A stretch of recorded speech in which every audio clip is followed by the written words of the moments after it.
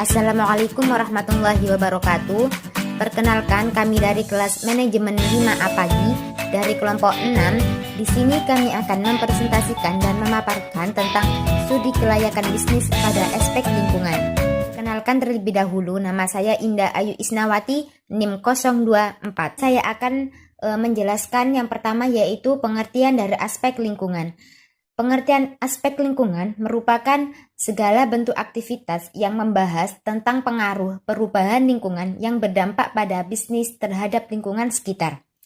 Bahwasanya, lingkungan tempat bisnis yang akan kita jalani harus dianalisis dengan cermat. Sebab apa? Sebab lingkungan dapat menyebabkan peluang, tetapi juga dapat menjadi ancaman bagi perkembangan bisnis. Keberadaan bisnis dapat berpengaruh terhadap lingkungan, baik lingkungan masyarakat, lingkungan ekologi tempat bisnis yang akan kita jalankan. Suatu bisnis itu dapat menimbulkan berbagai aktivitas hingga menimbulkan dampak bagi lingkungan di sekitar lokasi bisnis. Selanjutnya yaitu tujuan dari aspek lingkungan. Apa sih tujuan dari analisis aspek lingkungan itu? Analisis aspek lingkungan itu dilakukan untuk menjawab pertanyaan, apakah lingkungan setempat sesuai dengan ide bisnis yang akan dijalankan, dan apakah manfaat bisnis bagi lingkungan lebih besar dibandingkan dampak negatifnya.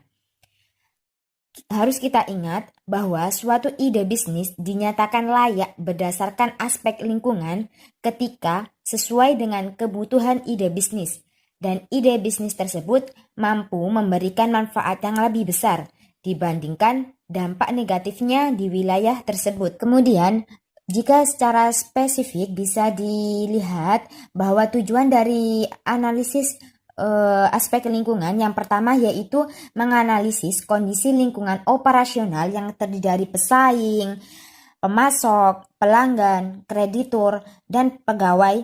Untuk apa? Untuk memperoleh jawaban apakah kondisi lingkungan operasional memungkinkan atau tidak untuk menjalankan suatu ide bisnis.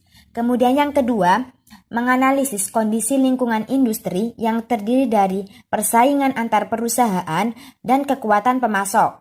Kemudian yang ketiga adalah untuk menganalisis kondisi lingkungan jauh yang terdiri dari lingkungan ekonomi, sosial, politik, teknologi, dan global. Selanjutnya yaitu yang keempat, untuk menganalisis dampak positif maupun dampak negatif bisnis terhadap lingkungan. Kemudian yang terakhir yaitu untuk menganalisis usaha-usaha yang dapat dilakukan untuk meminimalkan dampak negatif bisnis terhadap lingkungan. Selanjutnya yaitu ruang lingkup dalam aspek lingkungan. Ruang lingkup dalam aspek lingkungan itu meliputi terdapat yang pertama lingkungan bisnis, yang kedua lingkungan operasional, yang ketiga lingkungan industri, yang keempat adalah lingkungan jauh. Di sini kami akan menjelaskan satu persatu. Yang pertama yaitu saya akan menjelaskan tentang lingkungan bisnis. Apa sih lingkungan bisnis itu? Lingkungan bisnis merupakan unsur yang ada di luar perusahaan yang tidak dapat dikendalikan oleh pelaku bisnis yang dapat mempengaruhi kinerja perusahaan. Kemudian saya akan menjelaskan tentang lingkungan operasional. Apa sih lingkungan operasional itu? Lingkungan operasional merupakan lingkungan yang berkaitan langsung dengan aktivitas operasional usaha atau perusahaan. Jadi, ketika kita membangun sebuah bisnis, tentunya kita membutuhkan namanya karyawan, SOP, dan struktur organisasi dan lain-lain. Dalam lingkungan operasional tentunya kita mempunyai dampak, karena di situ kita akan memperkerjakan orang atau disebut karyawan. Kemudian kita nanti punya SOP atau standar operasional prosedur yang harus kita jalankan seperti apa. Lah itu dampaknya seperti apa? Jelas itu kita harus mengkaji atau menganalisisnya. Saya akan memberikan sebuah contoh, misalnya ketika kita memiliki karyawan, yang namanya karyawan adalah seorang manusia. Dia juga seorang yang mempunyai cipta rasa dan karsa. Sehingga kita harus memperlakukan karyawan tersebut dengan baik. Dengan harapan apa? Dengan harapan ketika kita memperlakukan karyawan kita dengan baik, nanti karyawan tersebut memiliki dampak kepada bisnis kita, yaitu dia juga akan membantu kita untuk menjalankan bisnis kita dengan baik. Apabila kita tidak bisa memperlakukan karyawan dengan baik, tentunya dia akan tidak merasa puas bekerja di tempat kita. Sehingga akhirnya dia bekerjanya secara asal-asalan atau tidak optimal, atau bahkan dia akan mengundurkan diri dan mencari pekerjaan yang lain. Dalam buku Sulianto 2010, bahwasanya mengelompokkan lingkungan perusahaan itu menjadi 3 kategori, yaitu lingkungan operasional, lingkungan industri, dan lingkungan jauh. Yang dimana lingkungan operasional itu meliputi pesaing, pemasok, pelanggan, kreditor, dan pegawai. Kemudian yang lingkungan industri meliputi persaingan antar perusahaan, kekuatan pemasok, kekuatan pembeli, barang substitusi, dan hambatan masuk. Kemudian yang terakhir adalah lingkungan jauh yang meliputi ekonomi, sosial dan budaya, politik, teknologi, ekologi, dan global. Kemudian lingkungan operasional perusahaan itu meliputi apa saja? Yang sudah saya jelaskan di awal tadi, bahwasanya lingkungan operasional perusahaan itu meliputi pesaing, pemasok, pelanggan, kreditur, dan pegawai.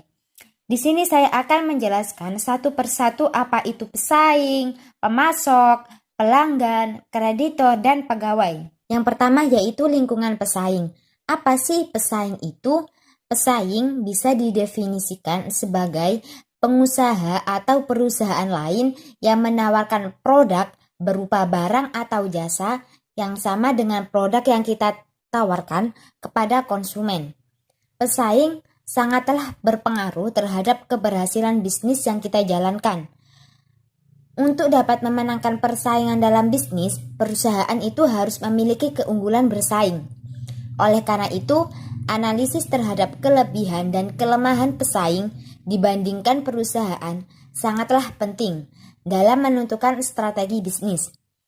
Analisis pesaing dalam lingkungan operasional dapat dilakukan dengan menggunakan matriks profil persaingan. Selanjutnya yaitu lingkungan pelanggan. Apa sih pelanggan itu? Pelanggan adalah seseorang yang membeli dan menggunakan produk yang dihasilkan oleh suatu perusahaan.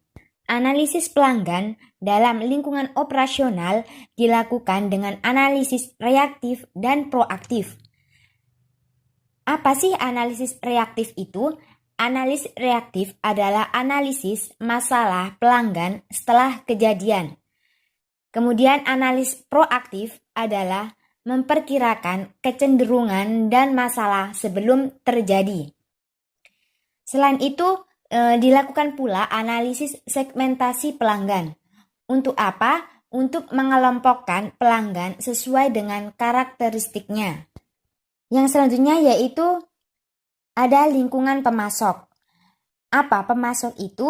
Pemasok adalah perusahaan yang menyediakan bahan baku, tenaga kerja, keuangan, dan sumber informasi kepada perusahaan lain.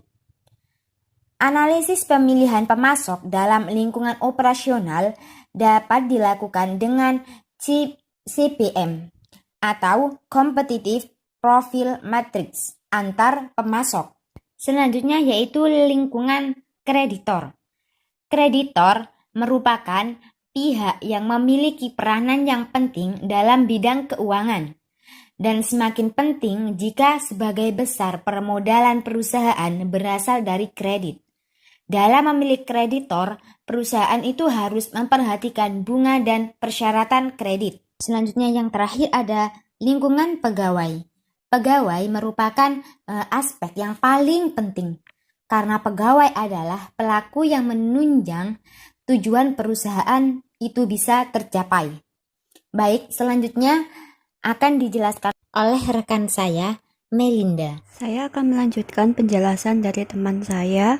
Perkenalkan, nama saya Melinda Ayu Bervaski. Sini saya akan menjelaskan mengenai lingkungan industri. Pendatang baru dalam persaingan sempurna akan mudah untuk masuk ke pasar sehingga persaingan dalam pasar ini akan menjadi semakin ketat. Oleh karena itu, Untuk memahami kekuatan dan kelemahan untuk merumuskan strategi merupakan hal yang penting. Pertama yaitu ancaman pendatang baru. Ini dipengaruhi oleh besar kecilnya hambatan masuk dalam suatu industri. Hambatan masuk tersebut adalah skala ekonomi, diferensi produk, dan persyaratan permodalan. Dan yang kedua yaitu kekuatan posisi pemasok. Pemasok akan memiliki kekuatan jika pemasok didominasi oleh sedikit perusahaan dan produk yang dihasilkan unik sehingga sulit untuk mencari penggantinya. Dan yang ketiga yaitu kekuatan posisi pembeli. Pembeli akan mempunyai kekuatan tawar jika pembeli terkonsentrasi atau membeli dalam jumlah besar dan produk yang dibeli dari industri standar atau tidak terdiferensi. Dan yang keempat yaitu ancaman produk pengganti. Ancaman produk pengganti akan kuat jika konsumen memiliki sweet cost yang rendah sehingga mudah untuk berpindah ke produk yang lain. Dan produk pengganti memiliki harga yang murah dengan kualitas yang sama atau memiliki kualitas yang lebih tinggi. Dan yang kelima yaitu intensitas persaingan antar perusahaan. Intensitas rivalitas antar pemain dalam industri dipengaruhi oleh struktur biaya produksi, tingkat diferensi produk, pertumbuhan industri, dan tingkat kapasitas terpasang. Semakin besar posisi biaya tetap dalam struktur biaya produksi, semakin tinggi intensitas rivalitas. Selanjutnya saya akan menjelaskan mengenai lingkungan jauh. Lingkungan jauh ini mencangkup faktor-faktor yang bersumber dari luar operasional perusahaan, yaitu yang pertama yaitu lingkungan ekonomi. Faktor kondisi ekonomi sangat menentukan keberhasilan bisnis pada perekonomian suatu wilayah yang sedang tumbuh sehingga daya beli masyarakat akan meningkat. Kondisi ekonomi suatu wilayah yang baik sangat memungkinkan perusahaan mencapai tingkat pengembalian yang tidak diprediksi. Sebaliknya, dalam kondisi ekonomi suatu wilayah yang tidak baik, perusahaan akan mengalami kesulitan yang mencapai tingkat pengembalian yang diharapkan. Dan yang kedua yaitu lingkungan sosial dan budaya. Faktor sosial dan budaya berdampak besar pada suatu produk, jasa, pasar, dan pelanggan. Faktor sosial yang mempengaruhi suatu perusahaan adalah kepercayaan, nilai, sikap, opini, dan gaya hidup orang-orang di lingkungan eksternal perusahaan yang berkembang dari pengaruh budaya, ekologi, demografi, agama, pendidikan, dan etnik. Nah, yang ketiga yaitu lingkungan politik. Kondisi politik suatu negara atau daerah menentukan keberhasilan suatu bisnis. Suatu negara atau daerah yang kondisi politiknya tidak stabil memiliki risiko yang tinggi untuk melakukan bisnis. Demikian pula sebaliknya. Oleh karena itu, analisis tentang kondisi politik suatu negara atau daerah pada saat bisnis akan dijalankan dan proyeksi kondisi politik pada masa yang akan datang diperlukan. Dan yang keempat yaitu lingkungan teknologi. Penemuan teknologi baru dalam bisnis seringkali mempunyai pengaruh yang dramatis terhadap perusahaan. Analisis terhadap perubahan teknologi sangat penting untuk mengantisipasi peluang dan ancaman bisnis kondisi yang akan datang. Yang kelima yaitu lingkungan ekologi. Tidak dapat dipungkiri bahwa keberadaan bisnis akan berdampak pada lingkungan ekologi, yaitu hubungan antara manusia dan makhluk hidup lainnya dengan udara, tanah, dan air yang mendukung kehidupan mereka sebagai akibat adanya kegiatan produksi. Yang keenam yaitu lingkungan global. Era globalisasi ditandai dengan batas-batas ekonomi antar negara yang semakin tidak jelas, arus informasi dan komunikasi yang sangat cepat, sehingga dunia menjadi transparan. Transformasi budaya, ekonomi, dan pendidikan antar negara tidak dapat dicegah, sehingga perubahan perekonomian pada suatu negara akan berdampak pada perekonomian di negara lain. Semakin terbukanya perekonomian suatu negara, semakin penting peranan analisis lingkungan global. Selanjutnya yaitu sumber data. Sumber data untuk melakukan analisis pada aspek lingkungan dalam studi kelayakan bisnis berasal dari data primer maupun data sekunder. Sini saya akan menjelaskan mengenai data primer. Data primer yang dibutuhkan untuk analisis lingkungan operasional dalam studi kelayakan bisnis adalah mengenai data pesaing, pemasok, dan pelanggan. Pesaing ini yaitu data tentang calon pesaing, kelebihan dan kekurangannya masing-masing calon pesaing, kapasitas produksi masing-masing calon pesaing. Dan yang kedua yaitu pemasok, yaitu data tentang calon pemasok, kelebihan dan kekurangan masing-masing calon pemasok, kapasitas produksi masing-masing pemasok. Sedangkan untuk pelanggan, yaitu data tentang profil calon pelanggan dan tingkat kebutuhan calon pelanggan. Selanjutnya yaitu saya menjelaskan mengenai data sekunder. Data sekunder yang dibutuhkan untuk analisis lingkungan operasional dan lingkungan industri dalam studi kelayakan bisnis adalah mengenai data calon pesaing, calon pemasok, dan calon pelanggan. Calon pesaing ini yaitu data tentang jumlah dan profil pesaing. Calon pemasok yaitu mengenai data tentang jumlah dan profil pemasok. Dan untuk calon pelanggan yaitu data tentang karakteristik calon pelanggan.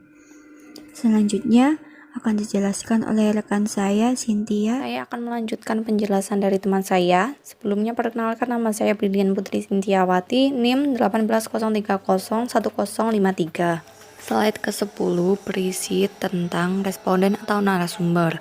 Untuk menganalisis data yang berkaitan dengan aspek lingkungan dapat dilakukan dengan pengumpulan data terhadap A. Masyarakat sekitar lokasi untuk memperoleh data tentang aktivitas ekonomi, kondisi lingkungan ekologi, dan masyarakat setempat termasuk adat istiadat, kebiasaan, dan pantangan-pantangan yang ada di wilayah tersebut. B. Tokoh masyarakat untuk mengetahui pandangan tokoh masyarakat setempat serta pergeseran sosial yang dapat ditimbulkan dengan adanya bisnis tersebut. C. Para pelaku ekonomi usaha sejenis yang memiliki pengalaman dan pengetahuan tentang kondisi lingkungan yang cocok bagi ide bisnis yang akan dijalankan, serta dampak-dampak dari bisnis yang akan dijalankan terhadap lingkungan. D. Para pelaku ekonomi pengusaha yang memiliki kaitan dengan bisnis yang akan dijalankan untuk mengetahui kondisi masyarakat sekitar tentang dampak bisnis bagi usaha bisnis yang telah ada. E.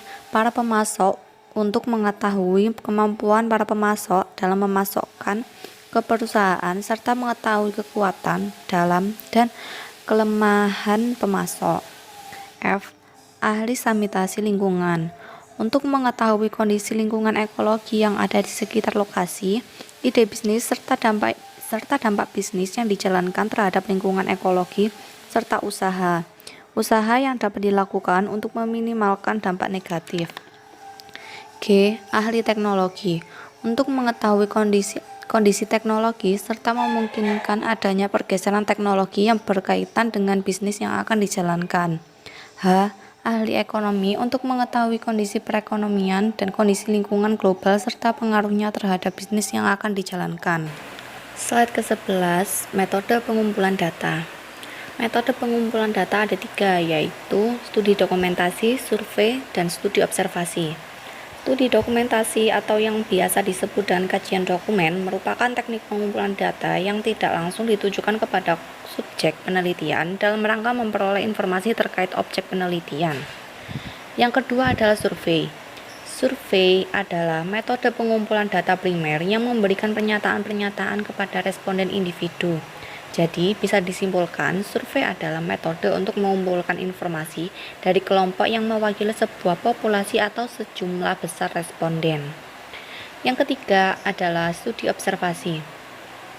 Studi observasi adalah aktivitas terhadap suatu proses atau objek dengan maksud merasakan dan kemudian memahami pengetahuan dari sebuah fenomena berdasarkan pengetahuan dan gagasan yang sudah diketahui sebelumnya, untuk mendapatkan informasi-informasi yang dibutuhkan untuk melanjutkan suatu penelitian.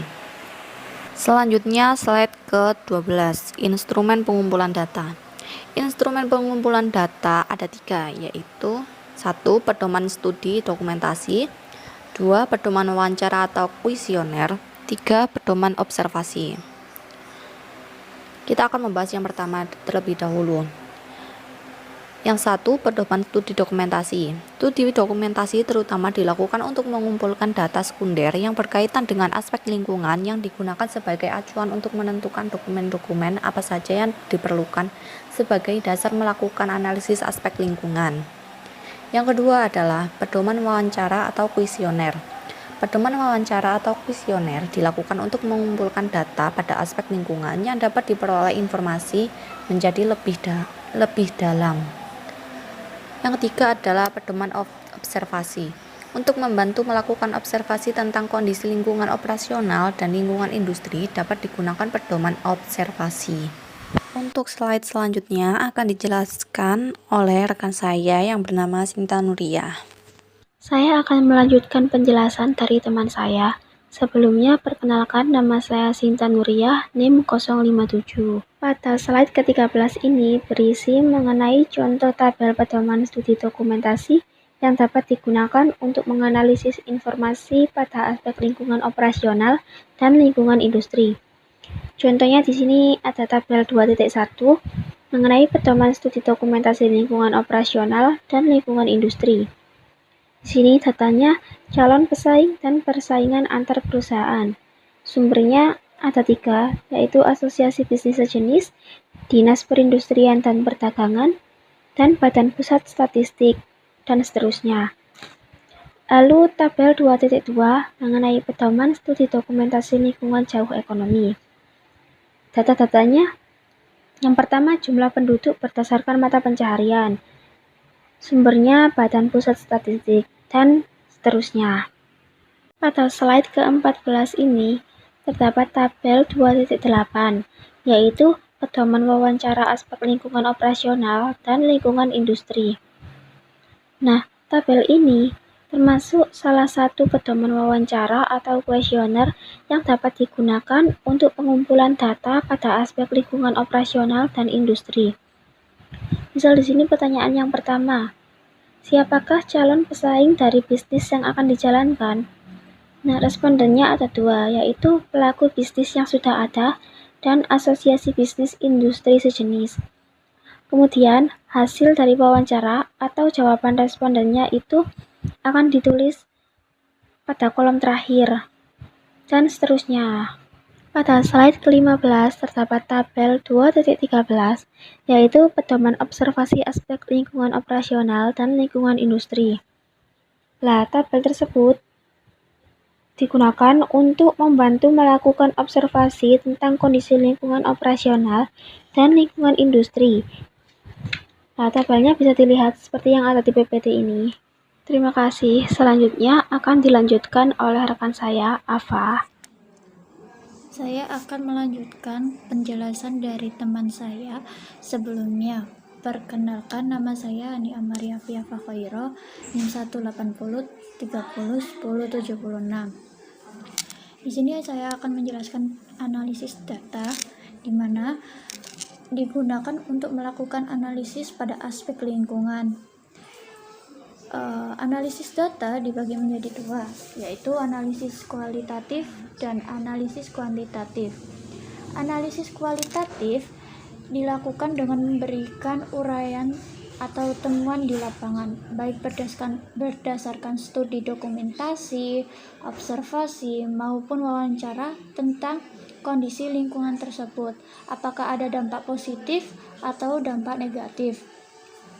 Selanjutnya, ada analisis kualitatif, di mana analisis kualitatif ini dibagi beberapa ke dalam analisis. Yang pertama ada analisis matriks, profil persaingan. Yang kedua ada analisis kekuatan, kelemahan, peluang, dan ancaman. Yang ketiga ada analisis kesesuaian lingkungan bisnis. Yang keempat, ada analisis perbandingan dampak positif dan dampak negatif dengan ide bisnis terhadap lingkungan. Yang terakhir, yang kelima, ada analisis biaya dan manfaat sosial.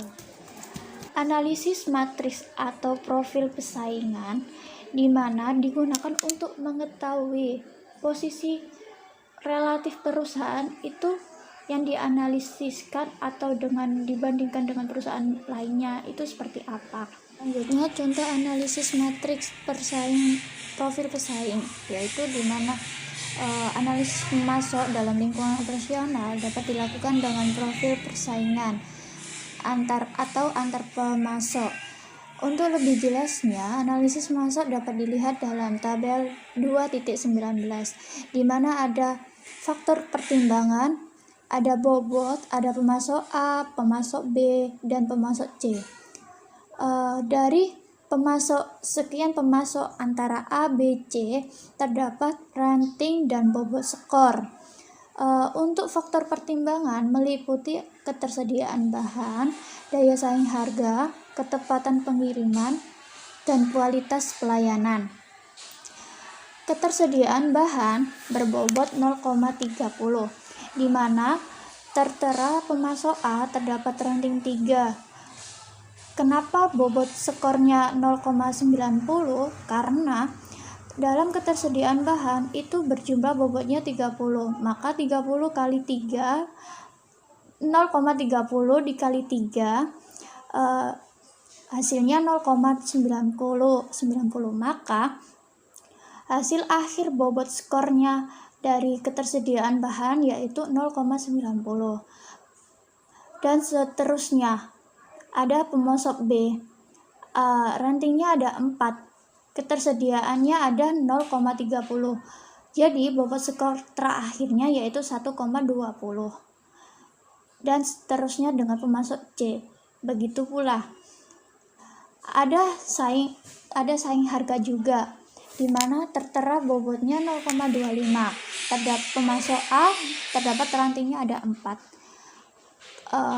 Kita mencari bobot skornya, jadi 0,25 dikali 4 sama dengan 1, dan seterusnya sama caranya dengan pemasok A untuk mencari bobot skor.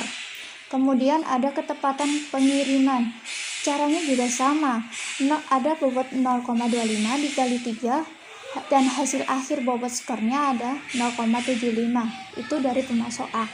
Yang terakhir, kualitas pelayanan, terdapat 0,20 bobot dikali ranting pemasok A ada 4, maka total hasilnya ada 0,80. Kemudian pemasok A, B, C itu harus menjumlah atau menotalkan semuanya dari ketersediaan bahan sampai kualitas pelayanan. Dari bobot skornya itu tertera untuk pemasok A 3,45, untuk pemasok B 3,55, dan pemasok C 3,25. Selanjutnya saya akan menjelaskan tentang analisis kekuatan, kelemahan, peluang, dan ancaman, atau bisa dibilang analisis SWOT, di mana digunakan untuk menggambarkan secara jelas bagaimana sih peluang, ancaman eksternal yang dihadapi perusahaan, apakah sesuai dengan kekuatan dan kelemahan yang dimiliki. Kita akan melakukan langkah-langkah analisis SWOT sebelum mengetahui perusahaan itu sesuai dengan kekuatannya apa tidak. Langkah-langkah analisis SWOT adalah sebagai berikut. Yang pertama ada opportunity, ada threat, ada strike, ada weakness, dan strategi dari perusahaan yang akan didirikan itu seperti apa. Untuk contoh opportunity sendiri, yaitu terdapat ada usaha dan bisnis orang tua, di mana kita melihat dan belajar dari pengalaman usaha yang dirintis oleh orang tua itu seperti apa, dan apa saja sih yang dibutuhkan oleh bisnis orang tua itu seperti apa. Kita harus melengkapi atau mengembangkan bisnis tersebut agar bisnis tersebut sukses dan banyak pelanggan yang ingin membeli di bisnis orang tua tersebut. Kemudian ada lingkungan rumah, di mana lingkungan rumah ini kita bisa memberi inovasi kreatif atau ide atau gagasan kepada masyarakat yang di sekitar lingkungan ada bahan bekas, itu bisa kita rubah menjadi bahan yang bagus atau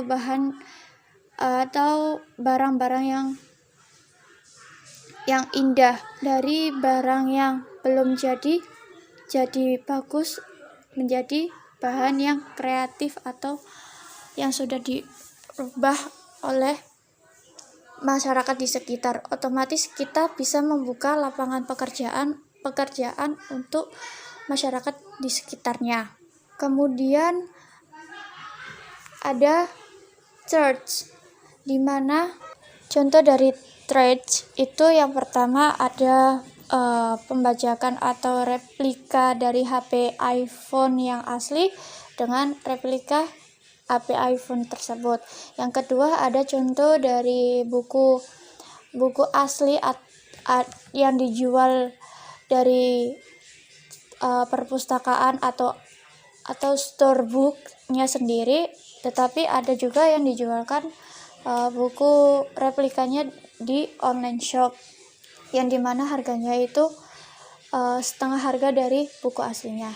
Selanjutnya ada strengths, di mana kekuatan yang dimiliki oleh perusahaan. Yang pertama ada konsep gaya yang ditawarkan.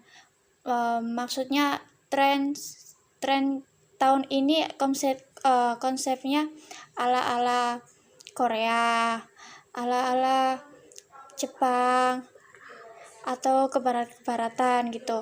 Ya, selanjutnya ada harga merakyat. Maksudnya harga merakyat itu harga yang terjangkau, tetapi kualitasnya dengan kualitas yang bagus atau baik. Terus kemudian ada lokasi yang mudah dijangkau dan tempat yang nyaman. Kemudian perusahaan akan mengalami kelemahan atau bisa disebut dengan weakness, di mana perusahaan pasti memiliki kekurangan atau kemampuan untuk menyediakan barang. Karena terlalu banyaknya permintaan, jadi perusahaan kekurangan barang yang disediakan. Dari 4 langkah analisis SWOT dapat strategi dari perusahaan yang didirikan berdasarkan kombinasi 4 faktor strategi tersebut dapat menentukan masa depan dalam keberlangsungan bisnisnya. Kemudian tabel matriks kemungkinan strategi dapat dijelaskan oleh rekan saya. Saya akan melanjutkan penjelasan dari teman saya. Sebelumnya, perkenalkan, nama saya Anggun Virga, NIM 180301077. Pada tabel 2.21, yaitu matriks kemungkinan strategis. Dalam matriks kemungkinan strategis terdapat 4 strategi, yaitu strategi SO, strategi ST, strategi WO, dan strategi WT. Strategi SO dibuat berdasarkan pemikiran perusahaan, yaitu dengan menggunakan seluruh kekuatan untuk memanfaatkan peluang. Maksud dari peluang tersebut adalah seperti kondisi perekonomian nasional yang mulai membaik. Contohnya dengan mengembangkan dan memperkenalkan produk-produk unggulan pada lingkungan instansi pemerintah. Lalu strategi ST. Strategi ini dibuat berdasarkan pemikiran perusahaan, yaitu dengan menggunakan seluruh kekuatan untuk menghindari ancaman. Contohnya, dengan meningkatkan kualitas pelayanan dari para karyawan melalui pengembangan kepribadian untuk menjaga hubungan baik dengan para nasabah. Selanjutnya yaitu strategi WO. Strategi ini dibuat berdasarkan pemikiran perusahaan, yaitu memanfaatkan peluang untuk mengatasi kelemahan. Seperti contohnya dengan memanfaatkan kebijakan pemegang saham untuk menambah permodalan hingga mencapai syarat yang ditentukan. Kemudian yang terakhir adalah strategi WT. Strategi ini merupakan strategi defensif yang dibuat berdasarkan pemikiran perusahaan, yaitu meminimalkan kelemahan dan menghindari ancaman dengan memperbaiki sistem dan prosedur pelayanan nasabah sehingga pelayanan cepat, mudah, dan efisien. Pada slide selanjutnya yaitu analisis kesesuaian lingkungan bisnis. Analisis kesesuaian lingkungan bisnis dilakukan untuk menjawab pertanyaan, apakah lingkungan bisnis sesuai dengan budaya masyarakat setempat atau tidak. Jika lingkungan bisnis tidak sesuai dengan kondisi lingkungan, maka ide bisnis dinyatakan tidak layak untuk dijalankan di wilayah tersebut. Berikut ini adalah contoh analisis kesesuaian lingkungan jauh pada industri batik tulis dapat digunakan untuk melakukan analisis kesesuaian lingkungan jauh dengan ide bisnis berikut. Dengan keterangan kolom 1 sangat-sangat tidak sesuai, kolom 2 sangat tidak sesuai, kolom 3 tidak sesuai, kolom 4 netral, kolom 5 sesuai, kolom 6 sangat sesuai, dan kolom 7 sangat sesuai. Pada sub aspek pertama yaitu kesesuaian lingkungan ekonomi dengan ide bisnis dengan kondisi lingkungan sangat sesuai. Alasan penilaiannya, kondisi pertumbuhan ekonomi yang sedang membaik dan kondisi masyarakat yang sedang membutuhkan lapangan kerja serta minimnya dampak negatif rencana bisnis dengan mata pencaharian penduduk sekarang. Subaspek kedua, kesesuaian lingkungan sosial dan budaya dengan ide bisnis, kondisi lingkungannya sangat sesuai.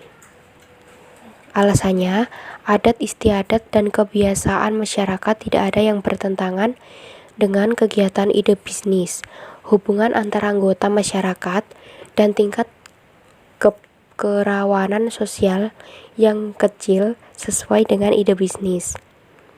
Subaspek ketiga, kesesuaian lingkungan politik dengan ide bisnis. Kondisi lingkungan sangat-sangat sesuai. Alasannya, kondisi politik nasional yang stabil sangat mendukung kelancaran usaha. Kebijakan pemerintah yang mendorong pemakaian kain batik sangat membantu pemasaran. Subaspek keempat, kesesuaian teknologi dengan ide bisnis. Dengan kondisi lingkungan sangat sesuai. Alasannya, tersedianya berbagai teknologi dalam pembuatan batik sehingga meningkatkan kemampuan dalam memenuhi permintaan pasar.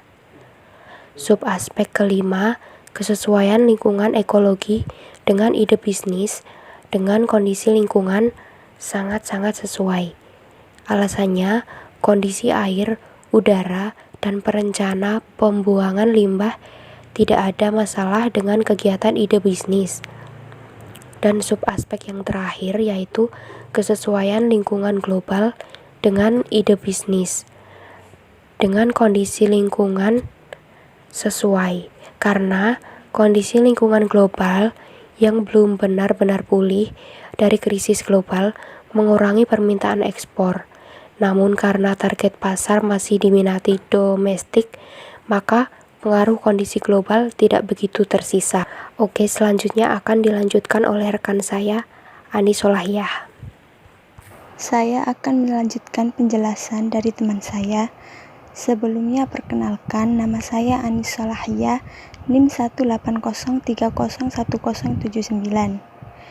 Di sini saya akan membahas mengenai analisis perbandingan dampak positif dan dampak negatif ide bisnis terhadap lingkungan.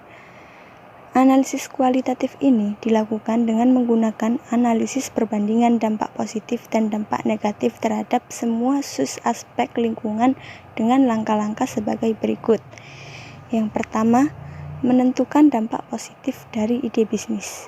Maksudnya di sini itu kita dapat menentukan dampak positif dan negatif ide bisnis itu dilakukan dari pelaku usaha sejenis, tokoh masyarakat, para ahli, dan melakukan observasi lapangan serta melakukan studi dokumentasi tentang dampak jenis bisnis tersebut terhadap lingkungan. Lalu yang kedua, menentukan bobot untuk setiap dampak positif maupun negatif dari ide bisnis. Untuk menentukan bobot dampak positif dan dampak negatif ini dilakukan dari ide bisnis secara subjektif berdasarkan pandangan penyusun studi kelayakan atau berdasarkan pendapat beberapa pihak yang dipandang memiliki pengetahuan. Nilai bobotnya sendiri itu mulai dari 0,0 termasuk sangat tidak penting sampai dengan 1,0 termasuk sangat penting. Kemudian yang ketiga, menentukan skor penilaian untuk setiap dampak positif maupun dampak negatif dari ide bisnis. Untuk menentukan skor penilaian dampak positif dan dampak negatif dari ide bisnis ini dapat dilakukan berdasarkan hasil observasi dan wawancara dengan beberapa pihak yang dipandang memiliki pengetahuan tentang kondisi lingkungan budaya, sosial, ekonomi, maupun lingkungan ekologi, dengan nilai bobot 0,0 termasuk sangat rendah sampai dengan bobot 10,0 termasuk sangat tinggi. Lalu yang keempat, kita mengkalikan bobot dengan skor atau penilaian untuk setiap dampak positif maupun negatif dari ide bisnis. Yang keempat ini hasil dari skor pembobotan untuk masing-masing dampak positif maupun negatif dari ide bisnis. Selanjutnya yang kelima, jumlahkan skor pembobotan untuk memperoleh skor pembobotan setiap dampak positif dan dampak negatif dari ide bisnis.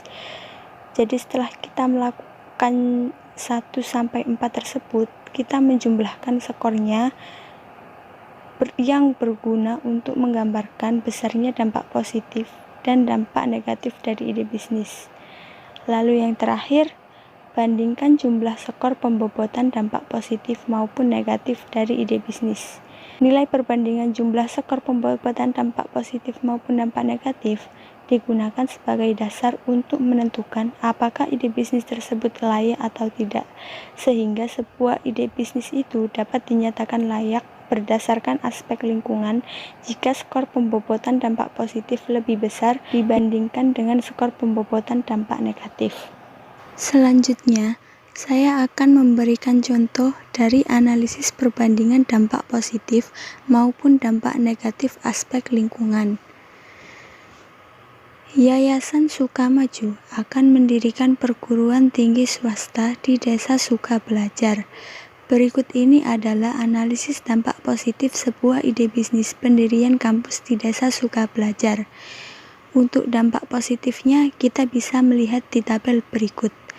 Pada nomor 1, dampak positifnya meningkatkan derajat pendidikan masyarakat dengan bobot 9 dan skor 8, sehingga didapatkan bobot skor 72, dan seterusnya sampai nomor 11, sehingga didapatkan jumlah dari bobot skor tersebut sebanyak 560. Dan selanjutnya ada tabel dampak negatif. Pada nomor 1, dampak negatifnya, budaya mandiri mahasiswa sering menimbulkan individualistis dengan bobot 5 dan skor juga 5, sehingga didapatkan bobot skor 25 dan seterusnya sampai nomor 9, sehingga didapatkan jumlah bobot skor sebanyak 375. Berdasarkan analisis tersebut, terlihat bahwa dampak positif perguruan tinggi swasta di Desa Sukabelajar sebesar 560, sedangkan dampak negatifnya sebesar 375. Hal ini menunjukkan bahwa dampak positif pembangunan PTS di Desa Sukabelajar jauh lebih besar dibandingkan dampak negatif yang mungkin ditimbulkan. Dan yang terakhir, saya akan membahas mengenai analisis biaya dan manfaat sosial atau social cost and benefit analysis. Analisis manfaat dan biaya ini merupakan alat analisis yang digunakan untuk membuat keputusan publik dengan membandingkan besarnya manfaat dan biaya yang harus dikeluarkan dengan mempertimbangkan kesejahteraan masyarakat. Analisis ini biasanya terintegrasi dengan analisis mengenai dampak lingkungan atau AMDAL. Analisis ini tidak hanya melihat biaya dengan manfaat secara individu, tetapi secara menyeluruh dengan mempertimbangkan manfaat dan biaya sosial. Contohnya, pemerintah daerah akan membangun sarana belanja dengan tujuan menghidupkan ekonomi rakyat. Pemerintah memiliki 5 alternatif, yaitu tanpa pembangunan, toko biasa, minimarket, supermarket, dan hipermarket. Analisis biaya dan manfaat yang digunakan untuk menganalisis layak dan tidaknya pengambilan keputusan adalah sebagai berikut.